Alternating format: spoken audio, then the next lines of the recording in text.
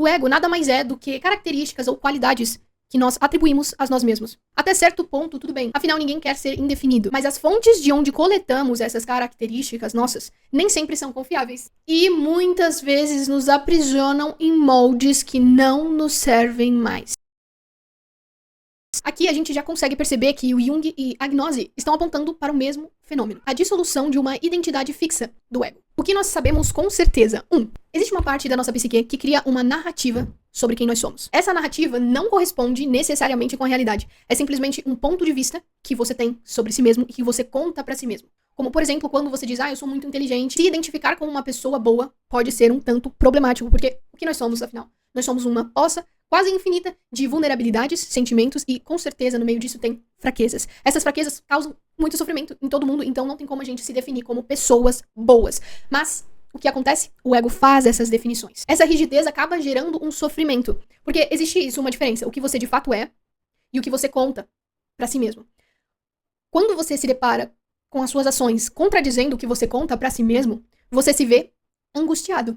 Segundo ponto, a vida muda e o ego tende a ficar estático. A verdade é que nós nos colocamos nessa situação. Nós nos colocamos como, nossa, eu sou o herói dessa família. Eu sou o herói dessa família. Eu vou prover todos os meus primos, meus sobrinhos, eles vão ser sustentados por mim. Essa imagem, um exemplo, é totalmente prejudicial pra pessoa. Só ele não vê. Só ele não vê.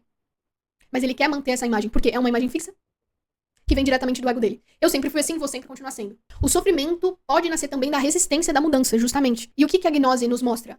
O desapego. O desapego das coisas. O desapego das situações. O desapego esse estado, porque todo o estado é completamente mutável. Nada fica como era antes. 2 vezes, isso nunca acontece. Tá aqui uma afirmação muito interessante que eu gostaria de falar sobre o ego. A verdade está nas ações das pessoas, não nas narrativas. Onde que tá o ego aqui? O ego, ele tá justamente na narrativa. Enquanto as ações propriamente ditas, elas estão totalmente no seu inconsciente. Esse é o propósito do vídeo. Antes de mais nada, esse é o propósito do vídeo. Você precisa entender que o que você pensa sobre você não é a verdade absoluta. A verdade está em como você se comporta com seus amigos, com seus relacionamentos, consigo mesmo, com seus familiares. É exatamente aí que está a verdade. E essa verdade, ela pode ser muito brutal. No caso, ela sempre é brutal, porque nós somos muito falhos. Perceber que você não é as suas ideias ou papéis. Não demora muito você perceber que nada desses elementos, nada dessas ideias e papéis, categorias e classes definem você. Portanto, o sofrimento diminui quando a gente aceita a impermanência. Pra gente contemplar tanto o ponto de vista do Jung quanto o ponto de vista gnóstico, vamos comentar a respeito do fundir-se com o divino. O que nós podemos colocar aqui com certeza? Que não adianta colocar caixas ou moldes nas nossas personalidades, na nossa pessoa. Quando a gente desapega do sentimento de possuir, ou ter determinado status, ter determinado cargo, porque isso tudo envolve, né? A gente vai desejando as coisas. A gente olha pro mundo, vê a cidade grande, você quer se jogar. Você quer se inserir. Você quer participar de festas legais. Então você vai tentando se encaixar, tentando se mudar, tentando caber em espaços que você não cabe. Para pessoas que sofreram muito, a desidentificação com o ego é quase a única saída. A verdade é que o ego, ele pode ser muito doloroso, justamente porque ele prioriza sempre o lado bonito.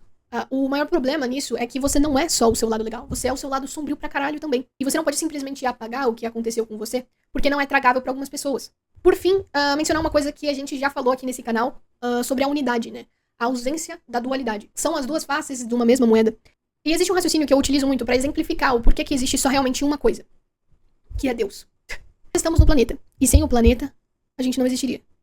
A nossa célula é biológica, e biologia, tal como nós conhecemos, na Terra, só acontece na Terra. Então, devido a esses fatos, nós só conseguimos existir mediante as circunstâncias do planeta Terra, que tem se modificado muito. Ele sempre se mudou, ele sempre se modificou. Não tão diferente quanto o universo que abriga. Percebe-se a infinidade das possibilidades de existência, inúmeras probabilidades de experiências. Como você, aí, na sua casa, tem um cérebro, um corpo, e esse corpo pertence ao universo.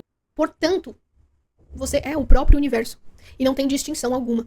E a gnose traz pra gente a expansão, a transcendência, o de fato transcender a matéria. Porque quando você percebe que não existe limite, a matéria é só realmente uma ilusão. É uma ilusão de ótica. Tal como tudo.